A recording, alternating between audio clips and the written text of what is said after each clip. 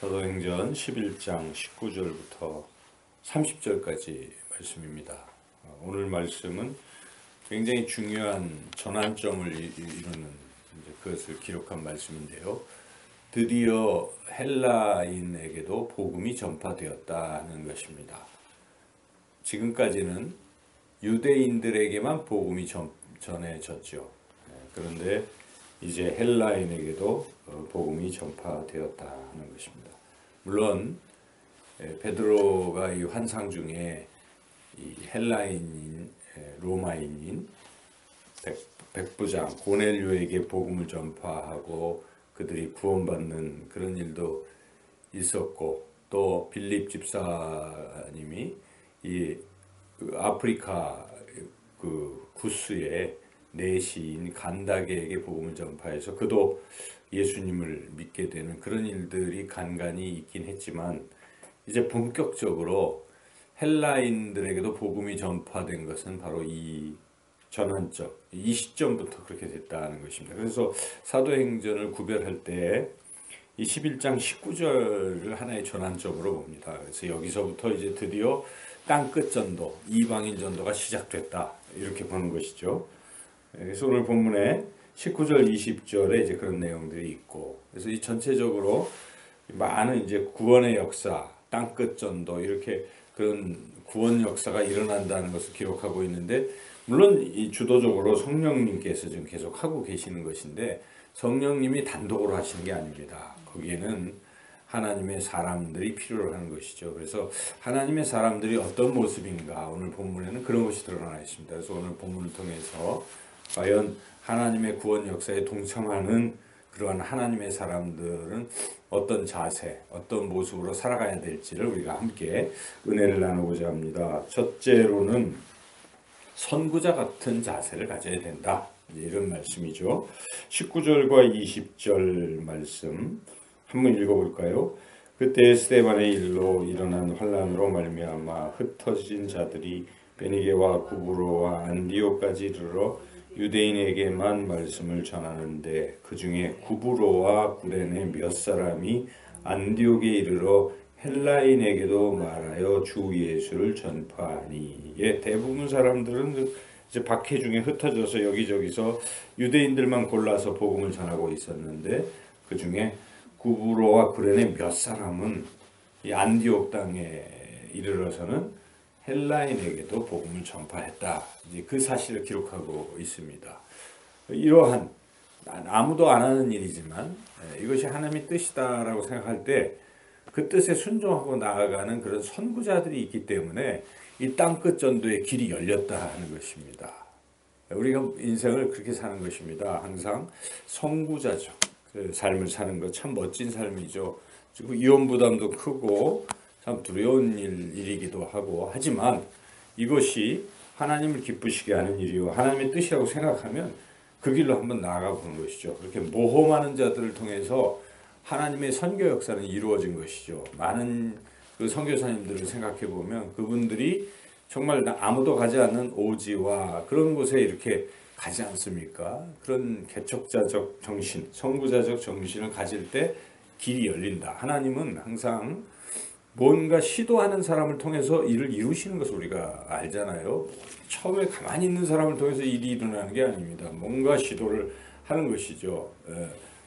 모세가 지팡이를 칠 때, 그 시도를 할 때, 그리고 그 제사장들이 요단강에 율법을 뒤에 메고 발을 디뎠을 때, 바닷물에 발을 디뎠을 때 드디어 요단강이 갈라진다든지, 항상 시도하는 사람들을 통해서 여리고성을 돌기 시작했을 때라든지 등등, 항상 가나안 땅을 정복할 때도 너무 이건 사람이 센 사람이 많아서 우리는 갈 수 없다라고 하는 열정담군 때문이 아니라, 갈렙과 여호사탄 두 사람이 아니다, 하나님 우리와 함께 하시면 그들이 우리의 밥이다 하면서 일어나서 취하자 하고 일어서는 그런 모험적이고 선구자적인 그런 사람들에 의해서 역사가 일어나는 것이죠. 우리가 그런 자세를 가질 때 하나님의 역사를 함께 이룰 수 있다는 것이죠. 그럴 때 어떤 일이 일어났는지 21절이 증거하고 있습니다. 읽어보겠습니다.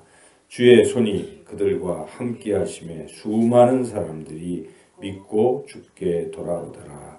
몇 사람이서 시작을 했는데 주의 손이 함께 하셔서 수많은 사람들이 믿고 돌아온다. 선구자적인 자세가 참 중요하다는 걸 깨닫습니다. 두 번째는 착하고 성령과 믿음이 충만해서 하나님의 말씀을 잘 가르치며 살아야 된다. 이런 말씀이죠.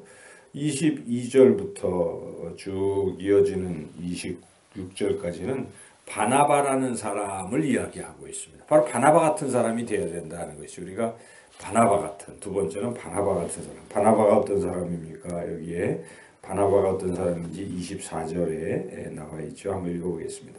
바나바는 착한 사람이요 성령과 믿음이 충만한 사람이라 이에 큰 무리가 주께 더하여지더라.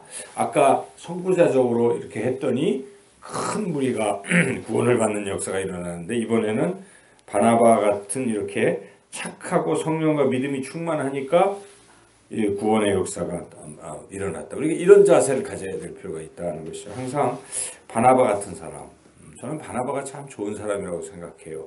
바울도 훌륭하지만 바나바가 있었기에 바울이 존재했던 것이고, 여호수아가 훌륭하지만 갈렙이 있었기 때문에 그 여호수아를 서포트했던 갈렙이 있어서 위대한 역사가 또 일어나지 않습니까? 그 착한 사람이라는 것이죠.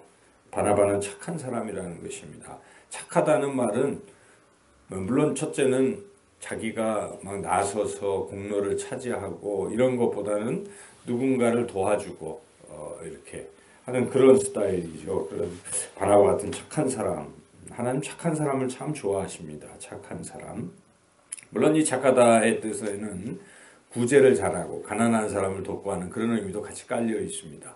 바나바는 이미 자기 전 재산을 사도들의 발 앞에 내려놓고 뭐 어려운 교회 성도들이 같이 나누십시오 하고 이렇게 도왔던 그런 착한 사람이기도 했죠. 구제하는 그런 측면도 있다고 볼 수 있고, 무엇보다 중요한 것은 성령 충만입니다. 항상 사도행전에서 강조하는 것은 성령 충만이, 성령 충만. 그래서 7 집사를 뽑을 때도 성령 충만한 스데반 집사님 순교했고, 성령 충만한 빌립 집사님이 박해 중에도 사마리아 땅에 복음을 전파했고, 성령 충만한 것이죠. 그래서 우리는 성령 충만해야 되겠다. 바나바 같이.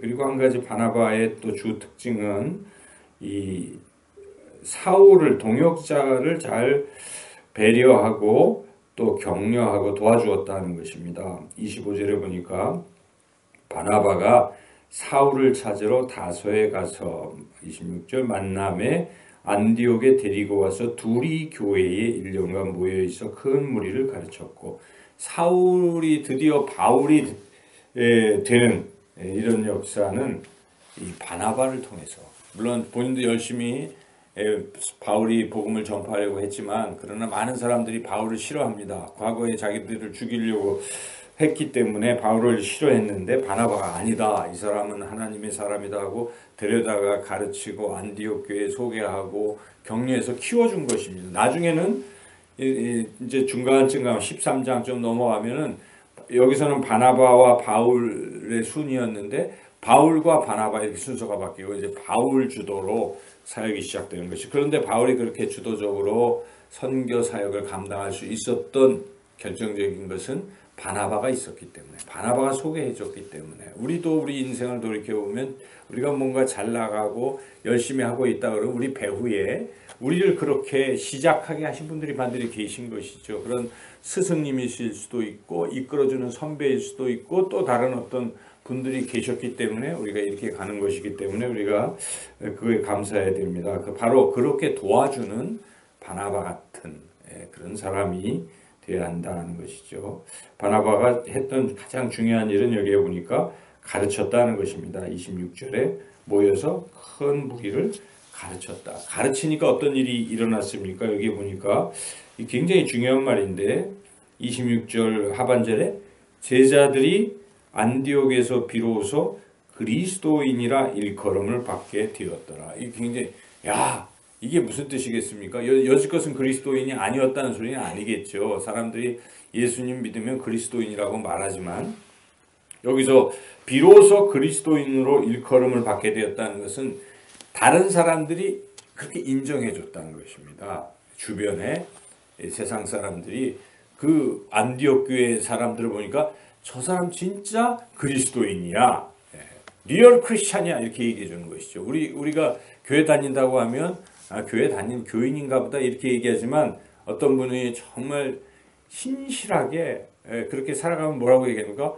저 사람은 진짜 교인이야, 이렇게 한마디 해주지 않겠습니까? 세상 사람도 인정할 수 있는 그런 사람들이 됐다는 것이죠. 이 안디옥 사람들이 그리스도인으로 소문이 난 것입니다. 어떻게 해서 안디옥 사람들이 그리스도인이 되었습니까? 여기서 그 사람들이 한 일은 딱 한 가지죠.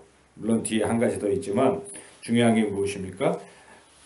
바나바와 사울이 가르칠 때 가르침을 잘 받은 것입니다. 그밖에 없잖아요. 그러니까 하나님의 말씀에 가르침을 잘 받아들이는 사람들은 그리스도인다운 사람이 될 수 있다는 것입니다. 우리가 갑자기 사람이 변화되는 거 아닙니다.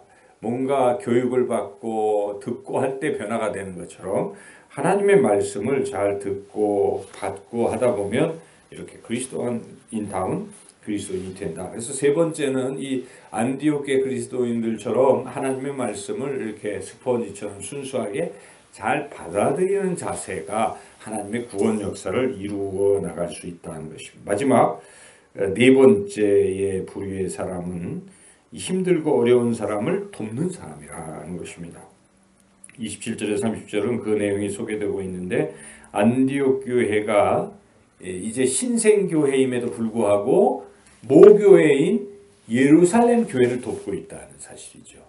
왜냐하면 예루살렘에는 마침 기근이 큰 흉년이 일어나가지고 예루살렘 교회 교인들이 먹기가 참 먹을 게 없는 것입니다. 굶주리고 있는 이런 소문을 들었습니다. 그랬더니 어떻게 합니까? 29절에 안디옥 교회 성도들이 뭘 하고 있는지 29절 30절 읽어보겠습니다. 제자들이 각각 그 힘대로 유대에 사는 형제들에게 부조를 보내기로 작정하고 이를 실행하여 바나바와 사울의 손으로 장로들에게 보내니라. 자기네들도 어렵겠죠. 하지만 유대 모교회의 이 흉년으로 굶주린 사람들이 있다고 하니까 자기 힘대로 힘써서 이 부조를 해가지고 그 사람들을 도왔다. 이게 바로 이런 일이 있을 때 또 교회가 계속 부흥하고 역사하는 것이죠. 이런 사람이 돼야 된다. 우리는 어려운 사람들을 볼 때 그냥 모르는 척하는 사람은 그리스도인다운 그리스도인이라고 볼 수가 없겠죠. 힘들고 아프다 할 때 우리가 함께 위로하고 격려하고 또 물질로도 돕는. 오늘 본문에는 이와 같이 아주 많이 나와 있는데 한 네 종류의 그런 삶이 결국 하나님의 구원 역사에 동참하는 일이고 그리스도인다운 그런 삶을 사는 자세다 하는 것입니다. 한번 다시 정리해 본다면 그 구브로구레네 몇 사람처럼 선구자적인 삶을 사는 것, 바나바처럼 착하고 성령과 믿음이 충만하고 잘 말씀을 가르치는 그런 사람, 그리고 세 번째 안디옥 교회 최초의 그리스도인으로 불리운 안디옥 교인처럼 가르침을 잘 받는 사람, 넷째로 어려운 예루살렘 교회의 소식을 듣고 부조를 아끼지 않는, 돕는, 어려운 사람을 돕는 그런 삶을 우리가 모두 함께 살아가며 하나님의 선한 역사에 동참하고 또 그리스도인다운 그리스도인으로 살아가시기를 주님의 이름으로 축원합니다.